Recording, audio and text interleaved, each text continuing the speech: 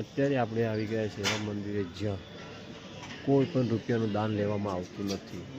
એ છે મોગલધામ કબરાવ છે.